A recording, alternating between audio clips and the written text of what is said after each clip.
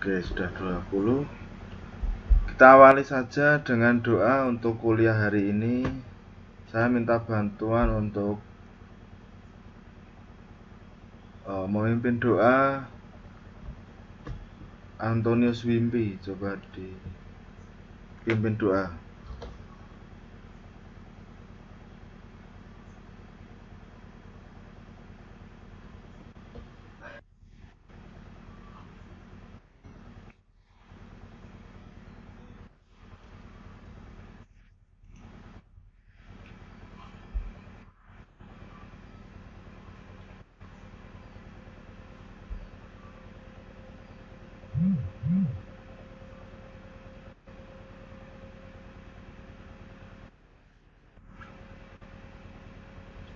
Oke, terima kasih Antonius Wimpi.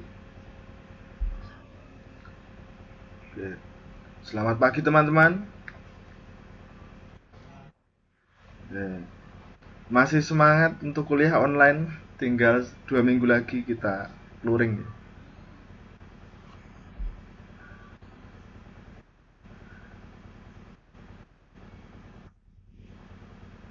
Apakah belum dapat bantuan kuota dari pemerintah ya?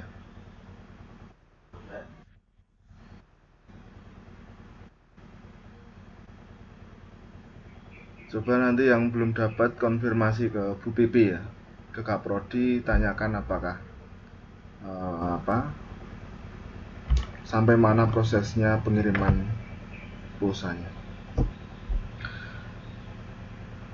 Oke, untuk materi selanjutnya di pertemuan ke-10 ya, kita sudah masuk ke pertemuan 10 untuk teori sensor.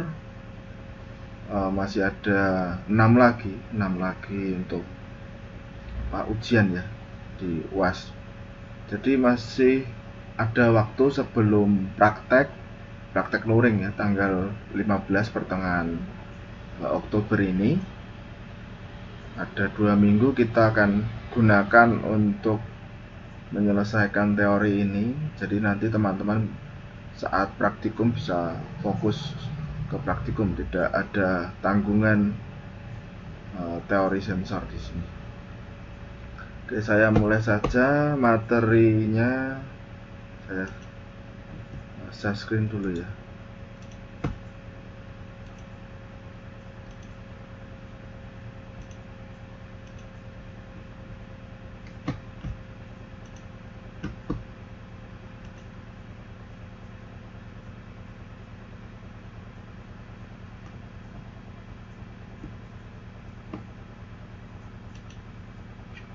Apakah sudah kelihatan?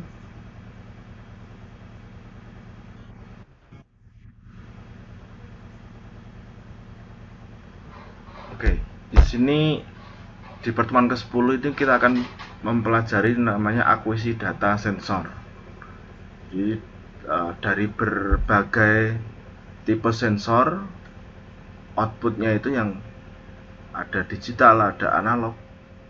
Ini untuk pengolahan datanya ini yang perlu kita ketahui, bagaimana data output sensor itu bisa kita proses ke controller atau ke PLC atau ke microcontroller atau ke relay ya. Ini bisa kita sesuaikan dengan antara output sensor dengan sistemnya.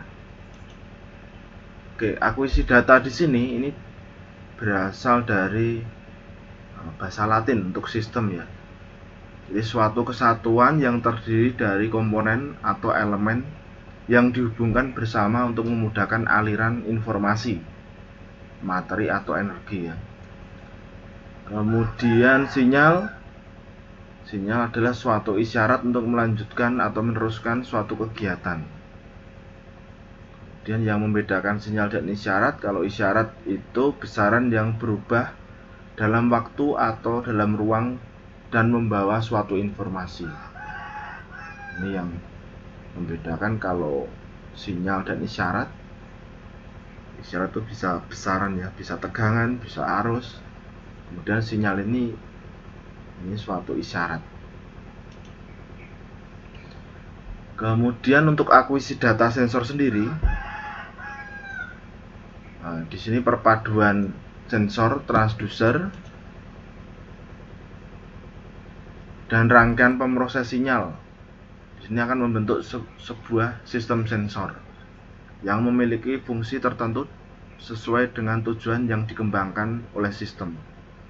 Kalau dibuat blok sistem, di sini ada objek yang dideteksi sensor ya, yang nomor 2 ini, kemudian nomor 1 di sini sensor, kemudian yang di interface ini maksudnya suatu rangkaian ya. Jadi antara sensor dan multiplexer ini ada suatu blok sistem. Ini interface di sini untuk menyetarakan tegangan di sini. Umpamanya di sensor tegangannya maksimal 5 volt, kemudian setelah melewati interface di sini bisa dikuatkan menjadi 24 volt baru dibaca ke multiplexer. Kemudian yang 3 ini juga sama, ini juga sensor, kemudian dibaca interface masuk ke multiplexer, kemudian baru ke analog digital converter ya, dikonversi ke digital maupun analog, baru masuk ke sistem komputer, kemudian masuk ke peripheral device di sini ya. Oke, kemudian setelah masuk ke komputer, data yang yang didapat dari sensor ini sudah masuk ke komputer, itu baru ke aktuator, ke outputnya. Bisa motor, bisa silinder, bisa solenoid. Ini yang dimaksud dengan aktuator. Kemudian sistem akuisisi data sensor sendiri di sini adalah suatu kumpulan komponen yang saling bekerja sama, yang tujuannya melakukan pengumpulan atau penyimpanan, bisa juga pengolahan data dan melakukan distribusi data untuk menghasilkan informasi yang bermakna dan berguna untuk proses pengambilan keputusan. Jadi data-data sensor tadi dikumpulkan datanya, kemudian dia disimpan ke dalam memori sendiri, kemudian diolah, kemudian di sini melakukan distribusi data, kemudian digunakan untuk mengambil keputusan juga untuk mengontrol suatu aktuator. Sistem akuisisi data ini dapat dikelompokkan menjadi 2 kelas utama ya. Pertama, sistem akuisisi data analog, jadi mengukur informasi dalam bentuk analog, jadi fungsi yang kontinu terhadap waktu.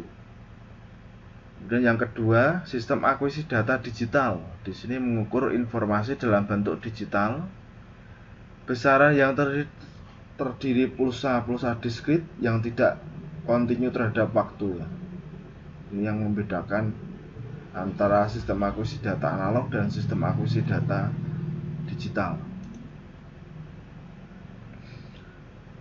Sistem akuisisi data analog ini dibagi lagi menjadi beberapa elemen ya. Yang pertama itu transducer. Di fungsi transducer ini untuk mengubah parameter fisik menjadi sinyal listrik. Umpamanya sensor timbangan ya, sensor berat. Ini juga termasuk transducer, dia mengubah parameter fisik menjadi sinyal listrik. Elemen selanjutnya di sini rangkaian pengkondisi sinyal. Jadi untuk memperkuat atau memodifikasi atau memilih bagian atau membandingkan ya. Ada op-amp, ada filter, ada compare ya. Ini termasuk rangkaian pengkondisi sinyal.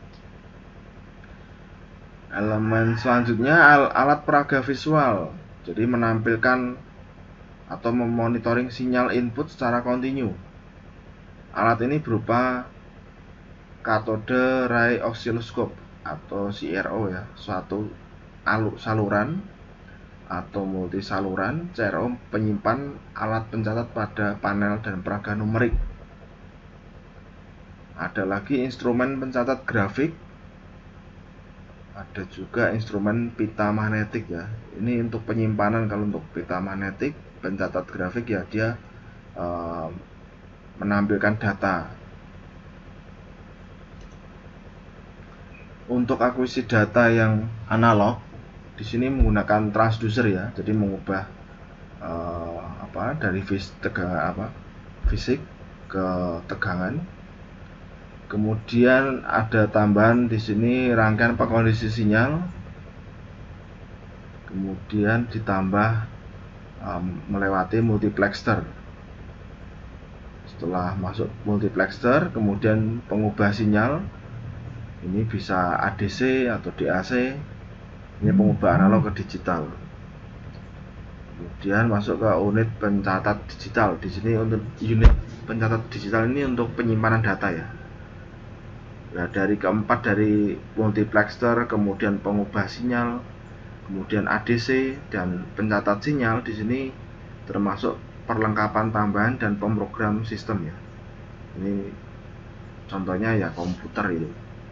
Dia bisa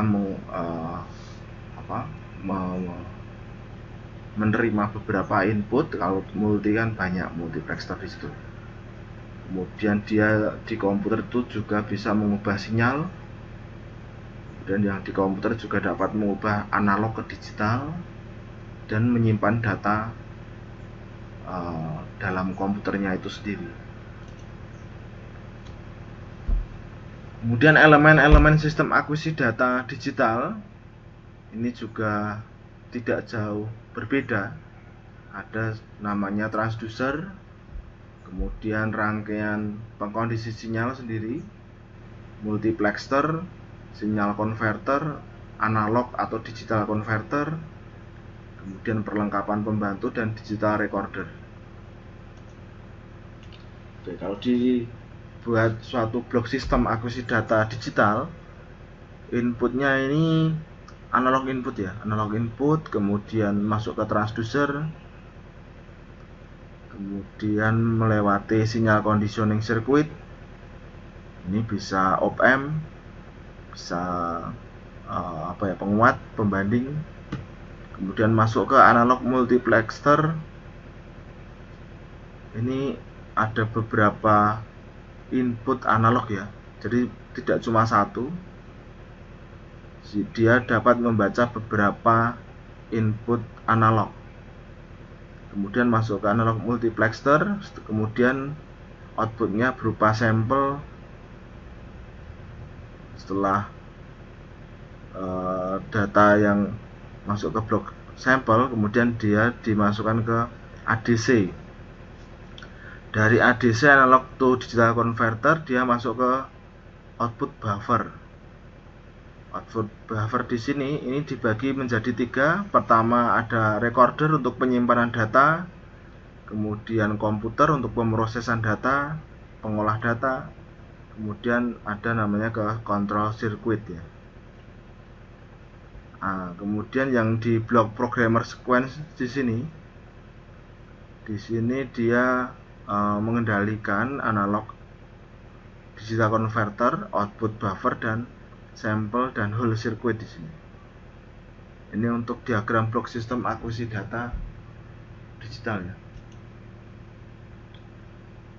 Oke, contohnya untuk sistem parkir. Jadi ada beberapa sensor, pada kendaraan ya. Ini ada sensor ultrasonik, dia membaca jarak ya.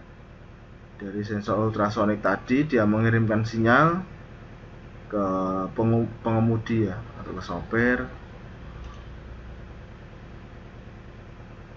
Kemudian nanti outputnya bisa tampilan, bisa indikator lampu atau buzzer ya, untuk sensor parkir di sini. Kalau dibuat bloknya, blok sistem sensor parkir, di sini ada TX, ada RX ya. Kalau TX dia memancarkan sinyal suara ini dari pulse generator dan sinyal frekuensi 40 kHz kemudian masuk ke rangkaian NOR, not OR, kemudian kalau dia diterima ke RX, nanti dia memberikan sinyal lagi masuk ke gerbang penguat di sini. Kemudian ada diode untuk penyiarah.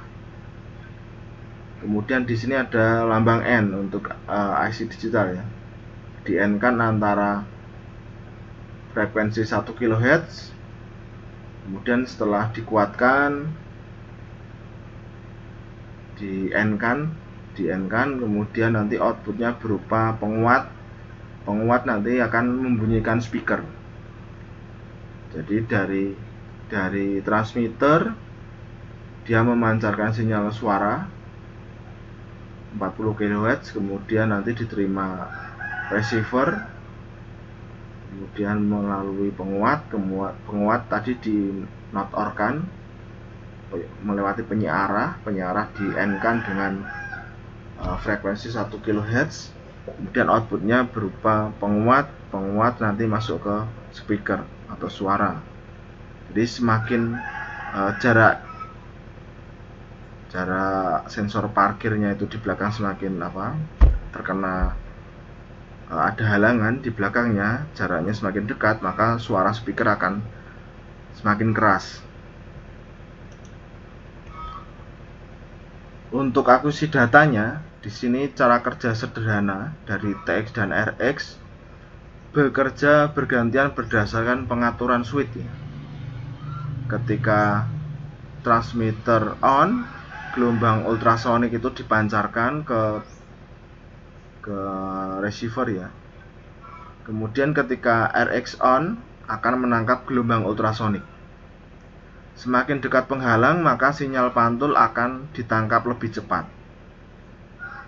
Kondisi inilah yang diproses lebih lanjut untuk misalnya menentukan jarak, kemudian mengeraskan alarm. Jadi sensor ultrasonik itu mengkonversi atau penyetaraan waktu ke jarak ya. Jadi semakin pantulannya semakin cepat, berarti jaraknya semakin dekat. Kalau dibuat blok, di sini ada pembangkit gelombang ultrasonik yang transmitter tadi frekuensinya 40 kHz, kemudian diterima ke transducer. Setelah diterima, dia masuk ke transducer penerima, diproses, gelombangnya diproses, kemudian dia menampilkan jarak, biasanya 7 segmen ya.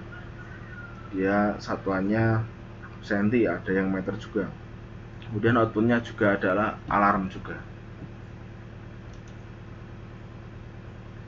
Kemudian ini ya, tampilan jaraknya pada sensor parkir pada mobil di sini.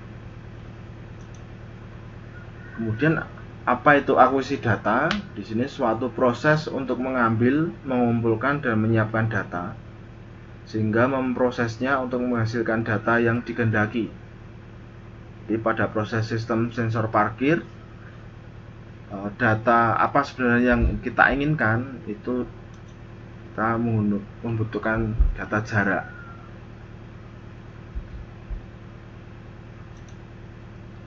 Kemudian mode akuisisi data di sini merupakan tata cara pengiriman data dari suatu perangkat ke perangkat lainnya. Ada dua cara dalam mode akuisisi data, sinkron dan asinkron.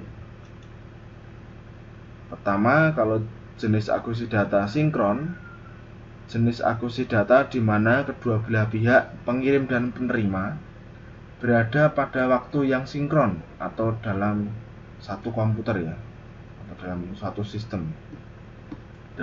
sistem. Kemudian yang akuisisi data asinkron, di sini akuisisi data di mana kedua belah pihak, baik pengirim maupun penerima, ini tidak perlu berada pada waktu yang sinkron. Seperti contohnya prosesor, kecepatannya lebih cepat dibanding dengan kecepatan magnetik seorang mengetik ya.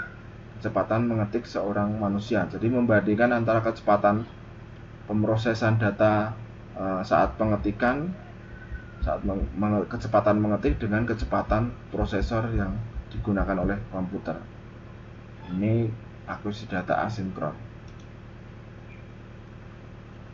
Kemudian berdasarkan arah pengirimannya, akuisisi data ini dibedakan menjadi 3. Pertama itu simplex, yang kedua half duplex, kemudian yang 3 full duplex. Kalau simplex, di sini data dikirimkan hanya dalam satu arah saja. Data dari A pengirim dapat dikirimkan ke B penerima, tetapi B tidak bisa mengirim data ke A, seperti komunikasi pemancar TV dengan pesawat TV ya. Jadi cuma satu arah saja untuk komunikasinya. Kemudian half duplex, di sini data dikirimkan dalam 2 arah, tetapi secara bersamaan.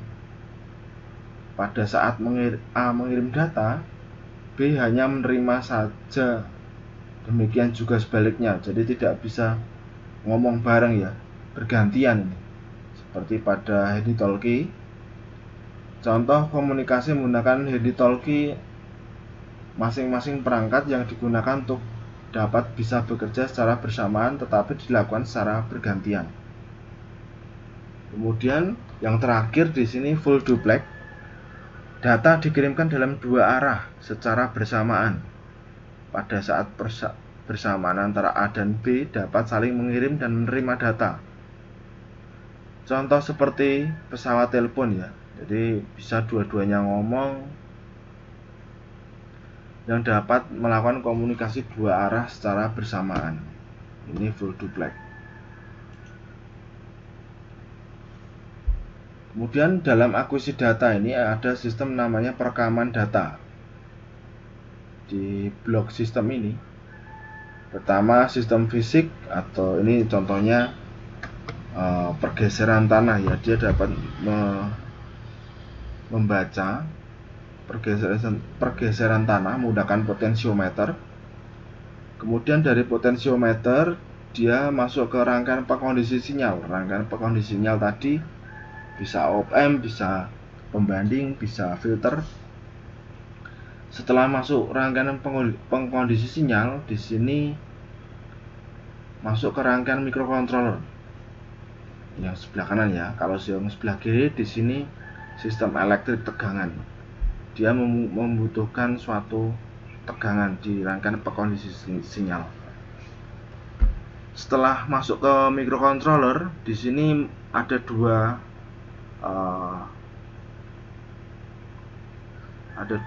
rangkaian. Pertama micro SD di sini untuk menyimpan data, perekaman data.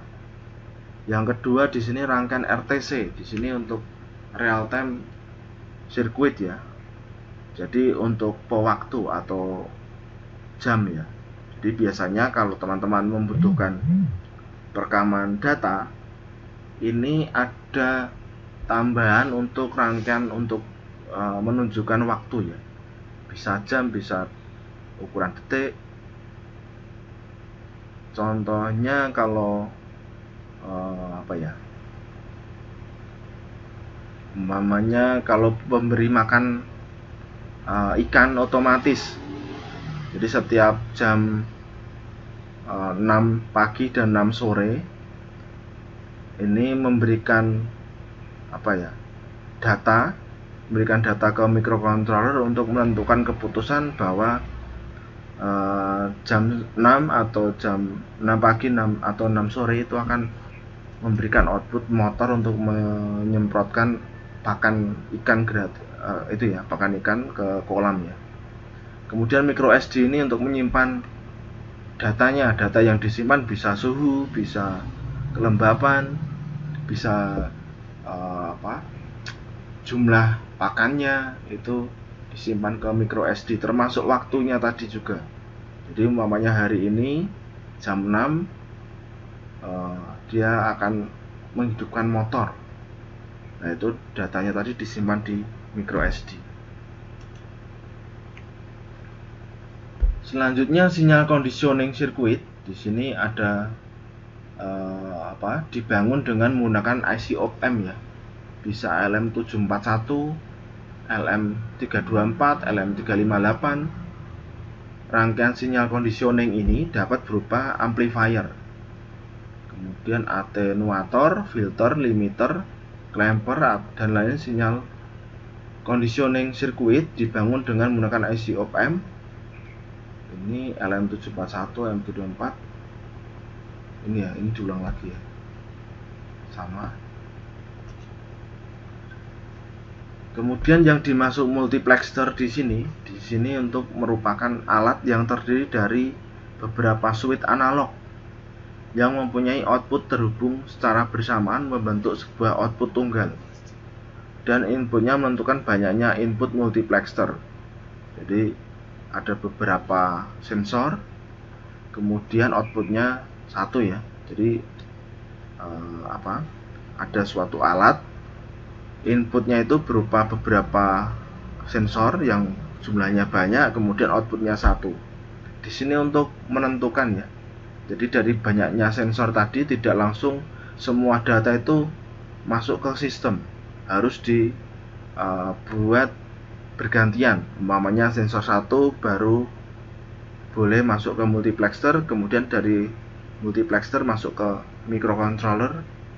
Ini bergantian, umpamanya 5 detik pertama sensor 1, kemudian 5 detik kedua itu sensor 2, kemudian 5 detik selanjutnya sensor ketiga, sampai kembali lagi ke sensor 1. Itu namanya multiplexer. Multiplexer sendiri ini dikendalikan oleh CPU. Kemudian multiplexer memilih transducer yang tepat yang diperlukan untuk melaksanakan kode dalam program instruksi.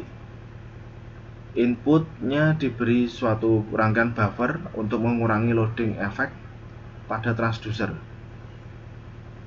Kemudian untuk selektor switch ini digambarkan sebagai switch mekanik untuk jelasnya, tapi pada kebanyakan sistem menggunakan gerbang analog. Kemudian setelah masuk gerbang analog akan meneruskan sinyal itu pada common bus.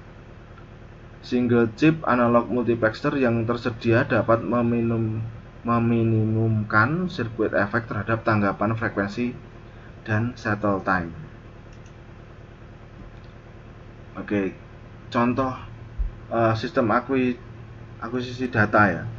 Ini sensor transducer, kemudian masuk ke sinyal conditioning, kemudian masuk ke analog multiplexer, kemudian sinyal konvertor. Kalau dibuat blok di sini analog to digital converter. Kemudian ada namanya recorder untuk penyimpan data, display untuk menampilkan data. Kemudian outputnya berupa ke printer, ke digital display, magnetic tape, ada juga ke computer processing. Kemudian single channel dan multi channel. Pertama di sini ada beberapa transducer atau sensor ya. Jadi mengubah sinyal mekanik ke sinyal digital, ke tegangan. Kemudian masuk ke sinyal conditioner. Ini bisa op-amp, bisa rangkaian filter. Kemudian baru masuk ke analog multiplexer. Dari analog multiplexer di sini masuk ke program kontrol. Program kontrol tadi masuk ke sinyal konverter, kemudian ADC. Selanjutnya masuk ke komputer ya, bisa ke penyimpanan, recorder, display, ke monitor, ada printer, ada magnetic tape. Oke, contoh ini ada suatu sistem akuisisi data di sini pada kendaraan ya. Jadi di sebelah blok sebelah kiri di sini ada beberapa sensor. Pertama ada exhaust valve position sensor, ada RPM sensor, ada oxygen sensor, kemudian udara ya, sensor airflow, Kemudian total value position sensor, ada engine coolant temperatur sensor. Jadi berbagai sensor ini masuk ke rangkaian conditioner ya, dikuatkan, ada amplifier di sini, kemudian diubah menjadi digital, ada ADC, analog digital converter. Dari ADC tadi masuk ke DSP prosesor atau ke komputer. Dari komputer tadi ini ada dua output. Yang pertama spark control, ada full injector, ada sistem power supply. Dari DSP sensor tadi dia mengontrol hybrid driver ini ke motor ya. Kemudian untuk full pump driver, kemudian automotive control bus, ada juga ke power output driver,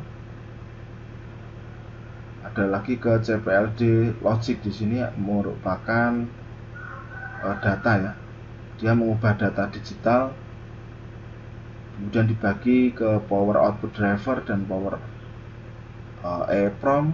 Ini untuk penyimpanan data masuk ke flash memory dan SRAM. Oke, ada pertanyaan teman-teman sampai ini, sampai blok untuk akuisisi data?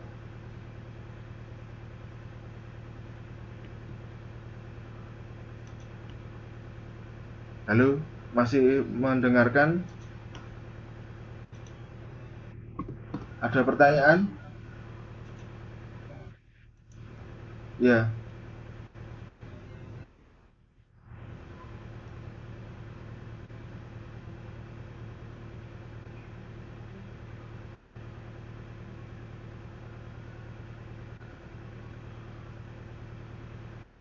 Benar.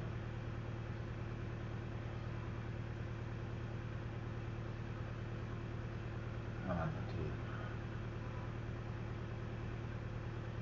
Sinkron dan asinkron.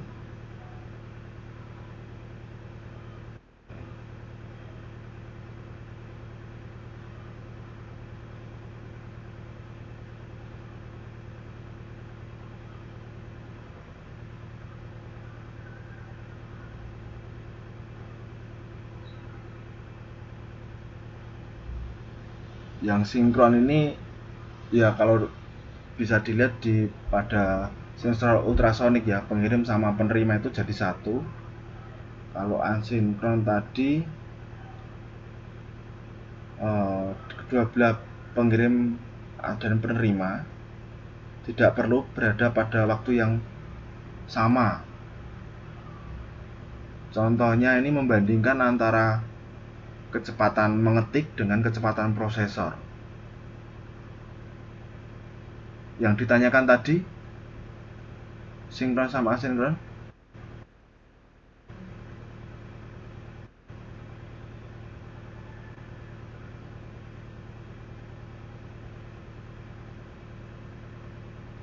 Dari sensornya sendiri.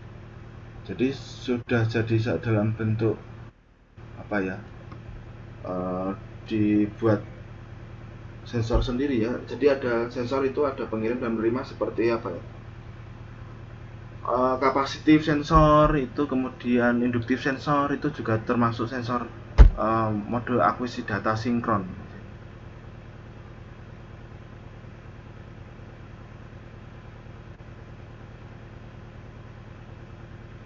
Halo?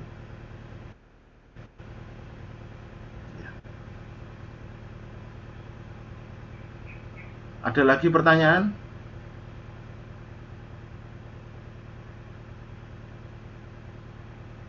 Multiplexer.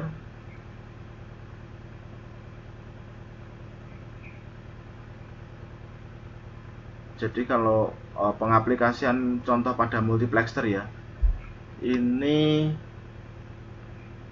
jadi ada dua kebalikan ya, ada multiplexer, ada demultiplexer. Kalau multiplexer ini inputnya banyak, outputnya satu. Tapi kalau demulti, inputnya satu, outputnya banyak. Jadi untuk sistem akuisisi data, contohnya kalau demulti Demultiplexer itu speaker pada setiap kelas sekolah ya. Di sekolah-sekolah kalian itu kan biasanya kalau pengumuman upacara atau apa itu kan sumbernya satu dari ruang operator, kemudian disampaikan ke setiap kelas, itu demultiplexer. Kalau multiplexer di sini ya contohnya ya pada kendaraan mobil tadi ada banyak sensor, kemudian untuk pembacaannya itu satu persatu, dia bisa berdasarkan waktu ya, umumnya 5 detik pertama dia mengirim sensor 1, kemudian 5 detik kedua dia akan mengirim sensor kedua, data sensor kedua.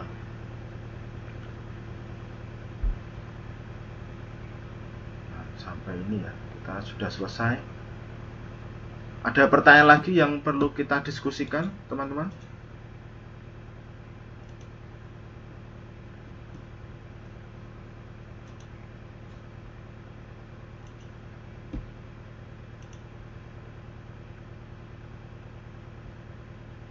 Ini mungkin sudah sistem akuisisi data yang sudah sangat lebih mudah dipahami ya. Jadi berbagai sensor, umpamanya teman-teman nanti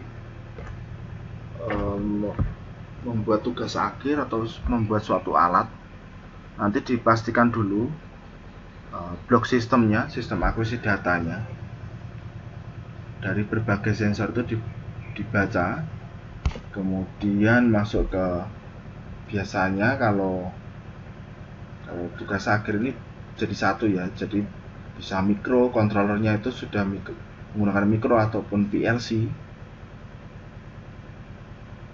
Ini kalau PLC teman-teman mungkin diajari secara sekuensial, tapi kalau di mikro yang Arduino ya, yang menggunakan 16 bit itu juga masih sekuensial, maksudnya itu data sensor itu dibaca bergantian. Tapi ada suatu sistem yang membutuhkan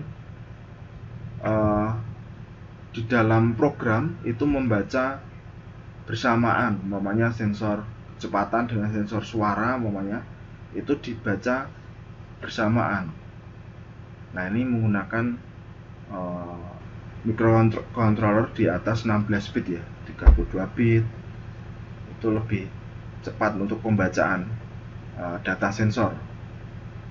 Bisa juga menggunakan pembagian ya, jadi umpamanya gini, ada 5 sensor suhu, sensor kelembapan, sensor kecepatan, sensor suara, itu dibaca dalam satu microcontroller. Kemudian dari satu microcontroller tadi dikirim menggunakan RxTag ya, serial, ke microcontroller kedua. Jadi ada 2 microcontroller atau 2 Arduino. Kemudian dari data dari microcontroller pertama itu datanya dikirim ke, ini sudah menghasilkan keputusan ya. Jadi fungsi microcontroller pertama di sini sebagai multiplexer atau menentukan output keputusan pada kelima sensor tadi. Kemudian yang sensor microcontroller kedua di sini untuk mengolah ke aktuator, bisa ke motor, bisa ke silinder. Jadi untuk membaca data yang lebih cepat ya, untuk pemrosesan data yang lebih cepat.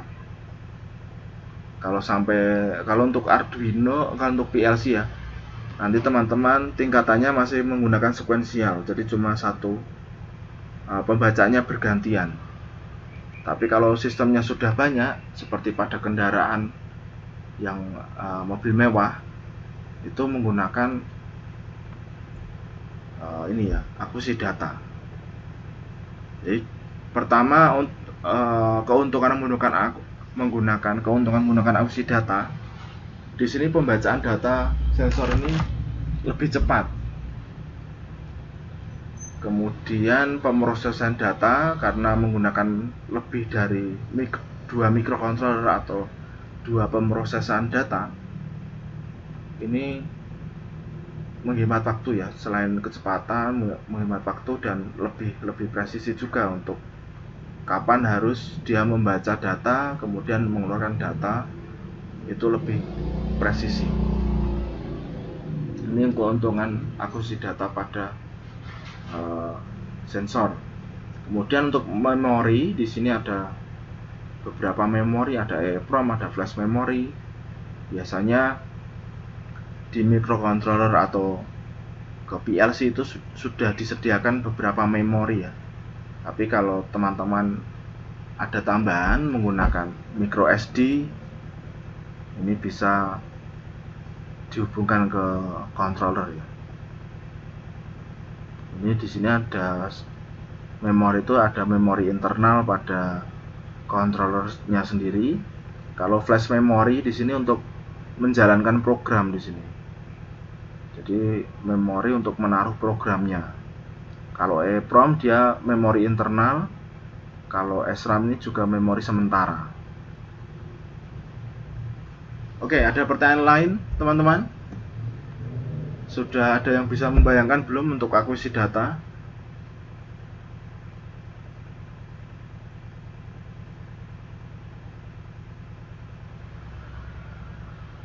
Halo?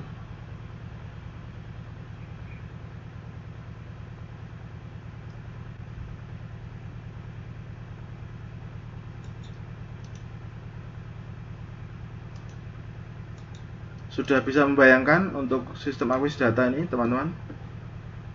Takutnya nanti saat ujian ada pertanyaan suruh membuat akuisisi data tentang alat mekatronik, kemudian sensornya lebih dari 2, nanti pembacanya seperti apa, pembagian outputnya seperti apa. Sudah mengerti teman-teman?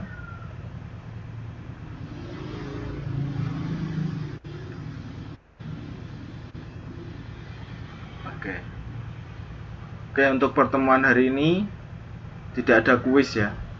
Jadi kita pahami dulu benar-benar akuisisi data itu seperti apa. PPT-nya sudah saya share di LMS, nanti teman-teman bisa baca lagi.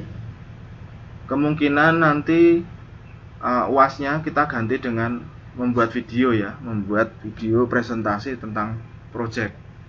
Jadi ada waktu untuk membuat videonya, nanti dikirim ke LMS. Kita tidak ujian tertulis tapi diganti dengan membuat video mandiri. Oke, ada pertanyaan sebelum kita akhiri? Oke, kalau nggak ada pertanyaan, kita akhiri hari ini. Terima kasih.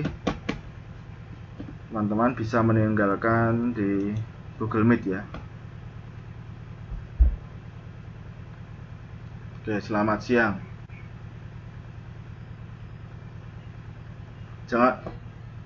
Ya sama-sama.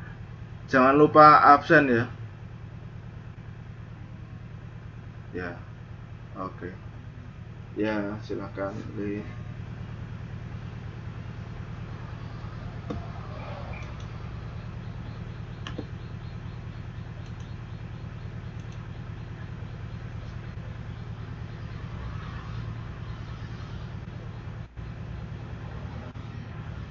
Ya.